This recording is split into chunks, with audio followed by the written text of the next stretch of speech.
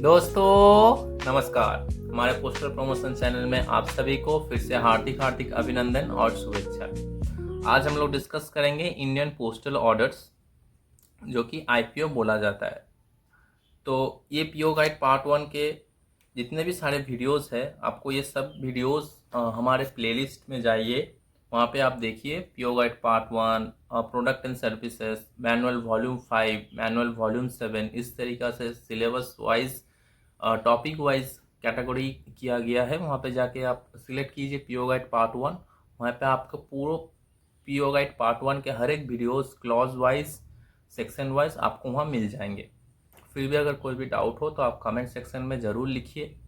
तो चलिए डिस्कस करते हैं क्लॉज 243 डिस्क्रिप्शन, यानी कि इंडियन पोस्टल ऑर्डर्स किसे कहा जाता है। IPOs provide a convenient means of transmitting small sums of money by post. ये कोई भी गवर्नमेंट, कोई भी कंपनीज मनी कलेक्ट करने के लिए आईपीओस यूज़ करते हैं, या फिर मनी सेंड करने के लिए आईपीओस यूज़ किया जाता है।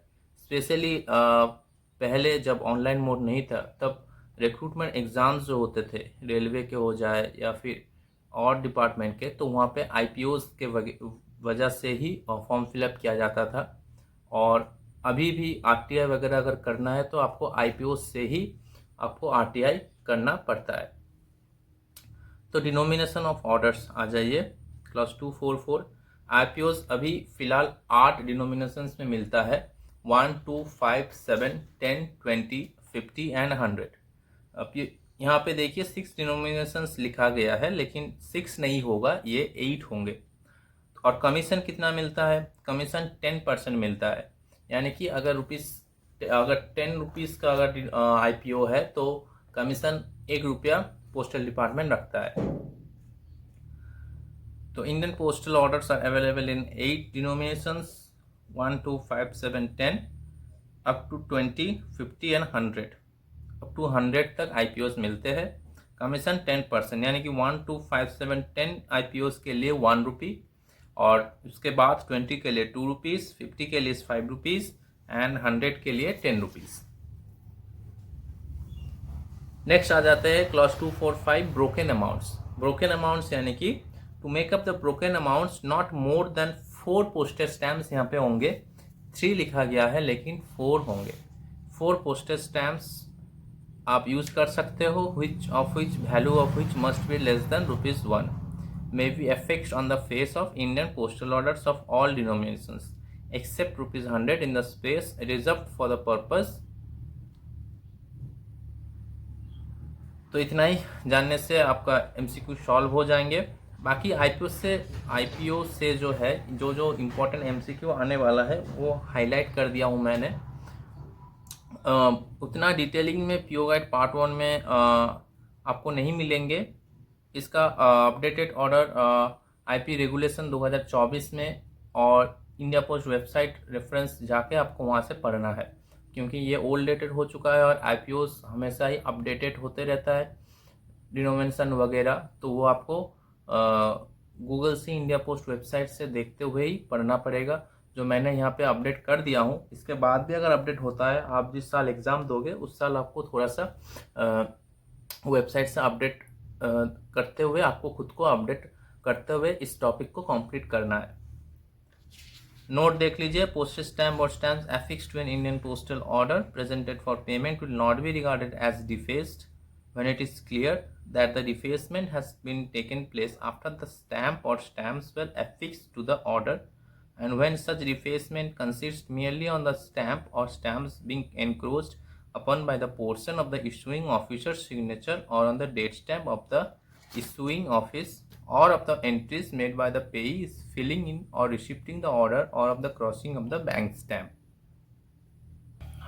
तो यहाँ पे बोला गया है कि आईपीओ में अगर एक्स्ट्रा पोस्टेज स्टैम्प एफिक्स होता है तो उसे डिफेसमेंट के तौर पे नहीं माना जाएगा, जब तक कि वो स्टैम्प देना ज़रूरी है। मतलब कि वो स्टैम्प देना अनिवार्य है उस आईपीओ के लिए। तो अगर उसे बाद में डिफेस किया जाता है तो वो ग्रहण कार्य होंगे। नेक्स्ट देखिए note 2, no payment will be claimable in respect of any stamp used for the purpose of making up a broken amount unless it is proper stamp as in receipt. Next note 3 देखिए, the person presenting the postal order may remove those postage stamps from the postal order for which no allowance can be paid provided that there is no likelihood of fraud. तो आप fraud कुछ नहीं कर रहे हो या फिर fraud करने की टेंडेंसी से आप नहीं IPOs को यूज़ कर रहे हो तो तब तक के लिए ठीक है। नेक्स्ट देखिए clause 246, officers authorise to sell and cash. कौन कौन ऑफिसर्स में इस ऑथराइज दिया गया है कि IPO आप बेच सकते हो या फिर आप कैश में खरीद सकते हो।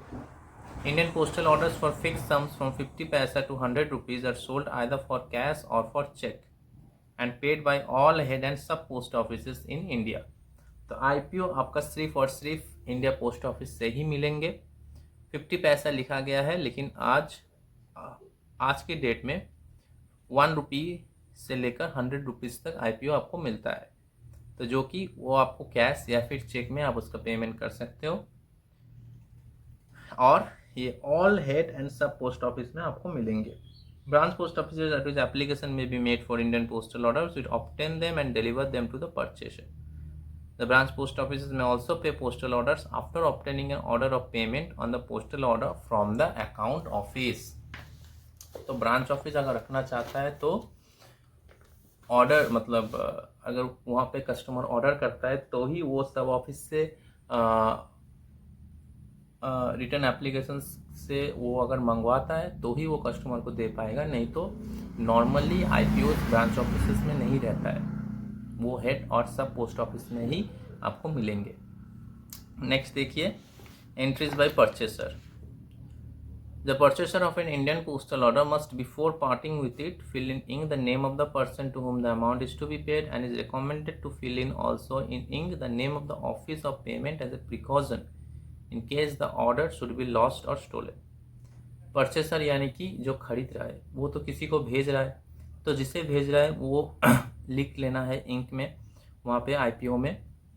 IPO कैसा दिखता है, कहाँ लिखना है, देखिए मैंने स्लाइड में फ़ोटोज़ में दिखाया हूँ। वहाँ पे इस तरीक़े से आपको लिखना है, एड्रेस देना है, कौन सा पोस्ट ऑफिस जाएगा वो लिखना है, उसके बाद आपको प्रॉपरली उसे भेजना है। लास्ट लाइन आ जाइए, the sender may also write his name and address on the reverse of the order where provision has been made for the same. तो ये हो गया एड्रेस ही का एड्रेस लिखने का जगह। इसी तरीक़े से सेंडर जो है वो भी अपना एड्रेस लिख सकता है, जो कि बैक में वो लिख सकता है। नेक्स्ट आ जाइए clause 248, payment of Indian postal orders.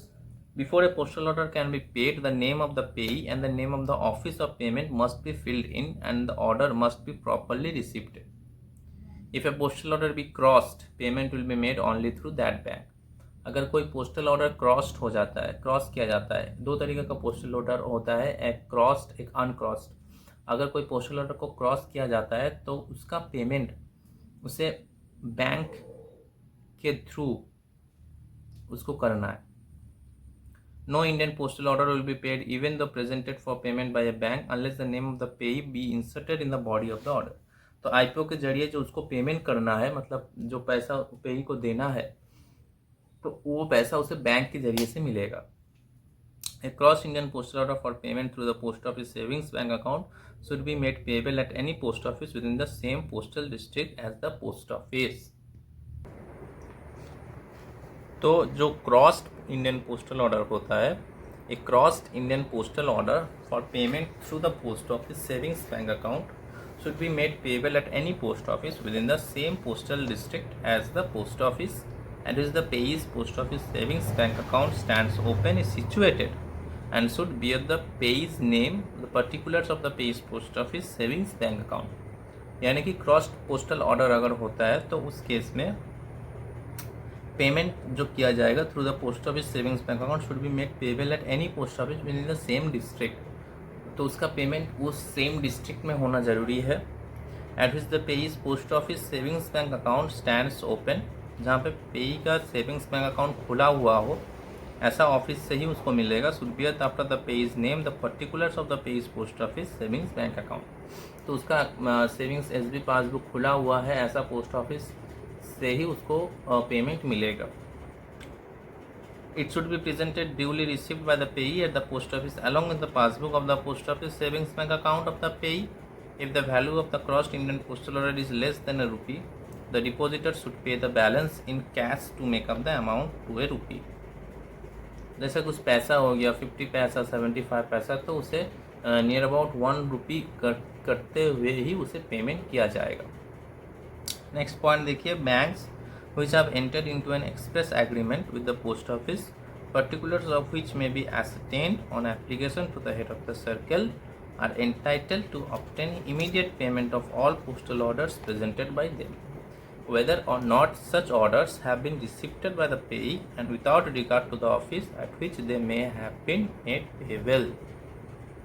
तो जो बैंक्स ये IPO का पेमेंट करेंगे वो पोस्ट ऑफिस के साथ उसका एग्रीमेंट होकर हुआ है, ऐसा बैंक ही उसको पेमेंट कर सकता है जो कि हेड ऑफ द सर्कल इस चीज़ में इन्वॉल्व होंगे. Exception, this rule does not apply to crossed Indian postal orders addressed to deceased members of the defense services, which may be paid under the sanction of superintendent of post offices, a first class postmaster or the head of a circle.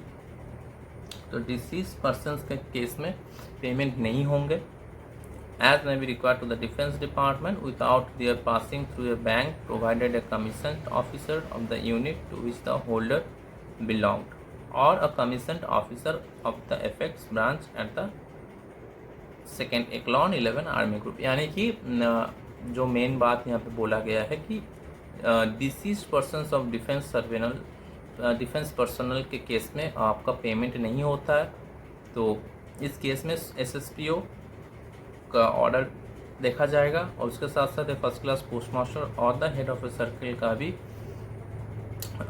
Order चाहिए उसे payment करने के लिए.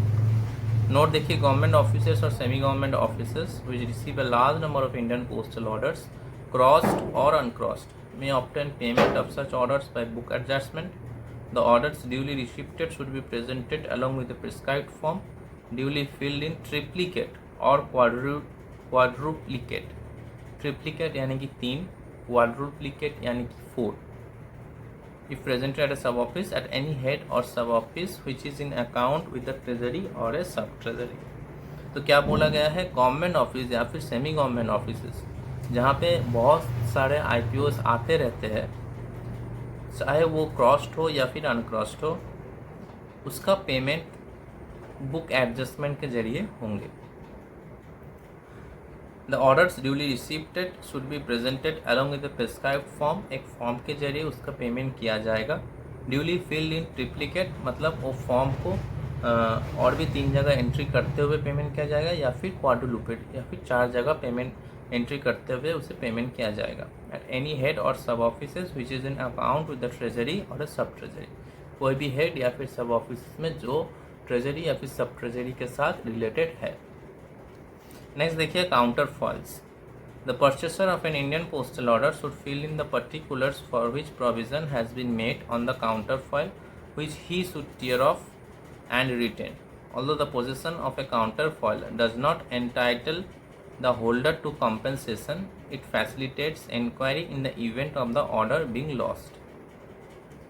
तो counterfoils का मतलब क्या है?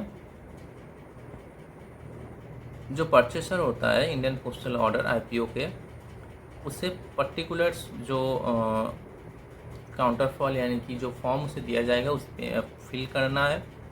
which should tear off and retain, जो उसके पास रहना ज़रूरी है. Although the possession of the counterfoil does not entitle the holder to compensation, it facilitates inquiry in the event of order being lost.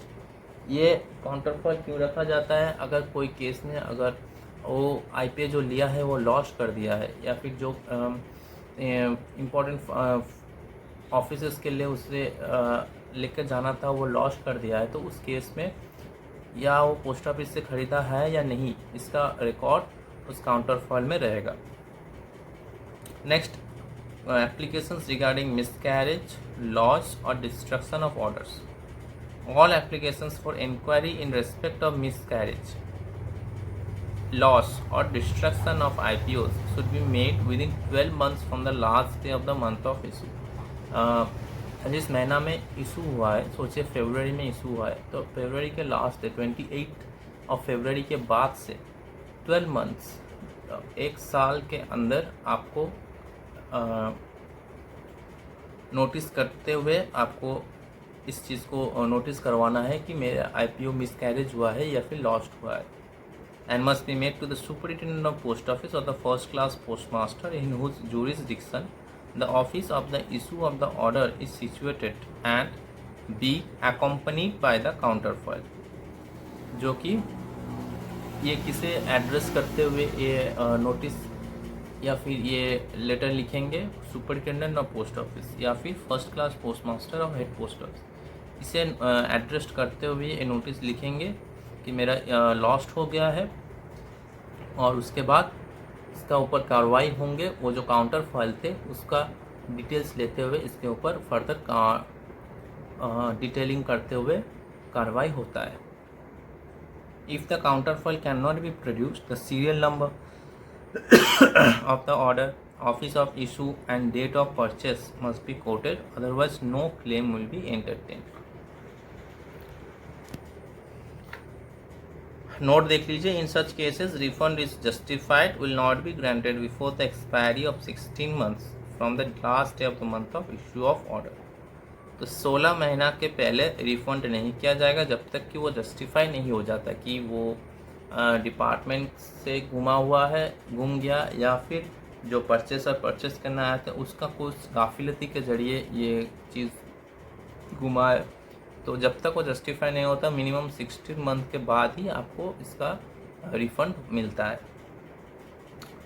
और एक चीज़ आप याद रखिए, the currency period of IPO जो लिए हो उसका करेंसी पीरियड आपको 24 महीना यानी कि 2 साल के अंदर आपको यूज़ इस्तेमाल कर लेना है।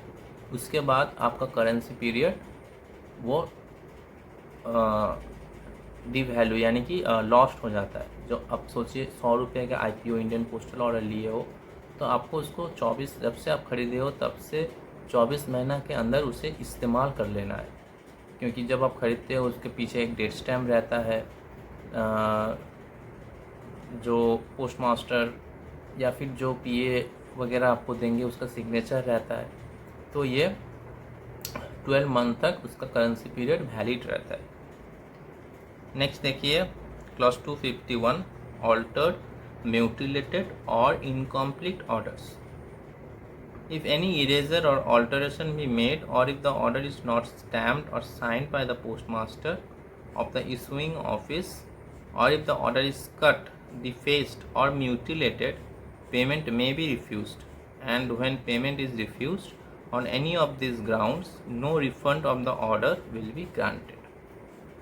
तो बहुत ही आसान भाषा में, अगर किसी भी तरीके से कोई भी ऑल्टरेशन हुआ है या फिर order is not stamped or signed by the postmaster of the issuing office, or if the order is cut, defaced or mutilated, यानी कि पेमेंट रिफ्यूज़, कुछ भी तरीक़ा से कुछ भी गलतियाँ हुआ है, प्रॉपर सिग्नेचर नहीं है, प्रॉपर स्टैम्प नहीं है, प्रॉपर पेमेंट आप नहीं किए हो, तो इस केस में कोई भी रिफंड आपको नहीं मिलेगा। Postmasters have authority in case of doubt to retain the postal order for further investigation and after giving a receipt for it. The person presenting the order should furnish his name and address to the postmaster to enable him to be contacted later। तो IPO के case में कौन full authority होता है? Local guardian के हिसाब से postmaster आपका फुल अथॉरिटी होता है कि उसे कब तक वो रिटर्न करना चाहता है, या फिर अगर वो चाहे तो कुछ इन्वेस्टिगेशन भी करना चाहता है कि किसके लिए आपका ये IPO यूज़ होंगे, आप क्या चीज़ के लिए यूज़ करोगे। तो ये सब कुछ पोस्टमास्टर के ऊपर निर्भर करता है। नेक्स्ट देखिए, clause 252, period during which orders are payable. If an Indian postal order is not presented for payment within 6 months from the last day of the month of the issue of a second commission at the rates prescribed will be charged, which must be paid in postage stamps affixed to the back of the order. These authorized to use them may pay the second commission in service postage stamps. Indian point 2, Indian postal orders presented for payment more than 12 months after the last days of the month of issue will not be paid but will be forfeited।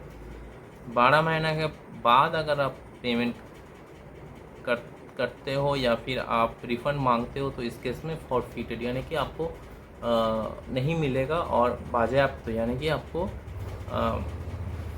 Like of detain मतलब forfeited किया जाएगा, मतलब आपको नहीं मिलेगा। Next, repayment to purchaser. The purchaser of an Indian postal order can obtain repayment of its value on presenting the order and the counterfoil at the post office from which the order was purchased within 6 months from the last day of the month of issue. He will also be entitled to repayment of its value after 6 months but not after 12 months.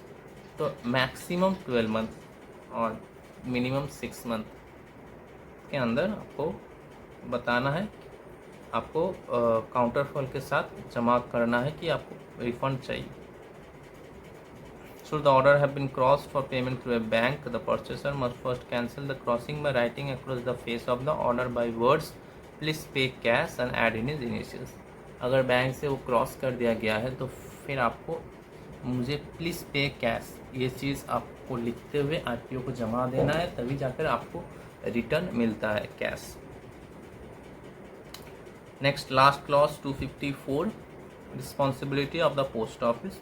After an Indian postal order has once been paid to whomsoever it is paid, the post office will not be liable for any further claim.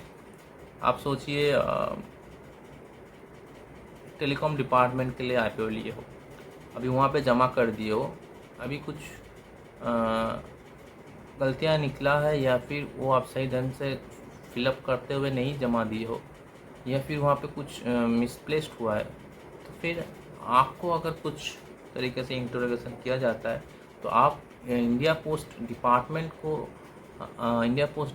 को आप claim नहीं कर सकते हो कि उनका गलतियाँ है, क्योंकि लेने के टाइम स्ट्रिक्टली बोला गया कि आप स्टैम्प देख लीजिए, सिग्नेचर देख लीजिए, आप प्रॉपर तरीके से कैसे फिलअप करना है वो पूछ लीजिए। ये सब जानने के बाद ही आप एक आईपीओ एक ऑफिस से आप लेके आते हो। उसके बाद अगर उससे कुछ होता है तो वो क्लेम आपको खुद को लेना है। इंडिया पोस्ट डिपार्टमेंट कुछ भी तरीक़ा से लायबल नहीं होंगे फर्दर क्लेम के लिए। तो दोस्तों ये था इंडियन पोस्टल ऑर्डर। फर्दर और भी ऐसे क्लासेस देखने के लिए हमारे साथ जुड़े रहिए।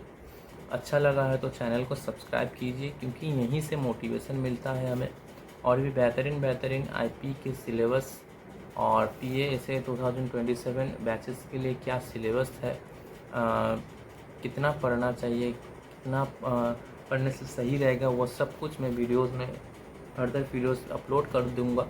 और इसके PDF वगैरह अगर आपको चाहिए तो टेलीग्राम चैनल पोस्टल प्रमोशंस बोलते हुए ही टेलीग्राम चैनल है, आप उसमें ज्वाइन कीजिए। फर्दर आपको कोई भी डाउट्स हो मेरे पर्सनल मैसेज 8617411624 इस नंबर पे आप व्हाट्सएप कीजिए। आपको कोई भी डाउट्स है हम क्लियर करने की कोशिश करेंगे। फर्दर हमारे 2027 के बैचेस स्टार्ट हो चुका है, जहाँ पे PO guide part 1 IP regulation 2024 with amendments complete करवाए जाएंगे। उसके साथ मैथ्स और रीजनिंग फॉर PA के लिए कंप्लीट करवाए जाएंगे, और GK के लिए भी बढ़िया एडुकेटर है जो कि आपको पढ़ाएंगे। तो आशा करता हूँ अच्छा लगा हो, और अगर कहीं पे भी मैंने गलतियाँ बोला हूँ या फिर कुछ गलतियाँ आपको दिखता है तो प्लीज़ कमेंट सेक्शन में लिखिए ताकि मैं सुधार सकूँ। तो धन्यवाद, शुक्रिया, जय हिंद।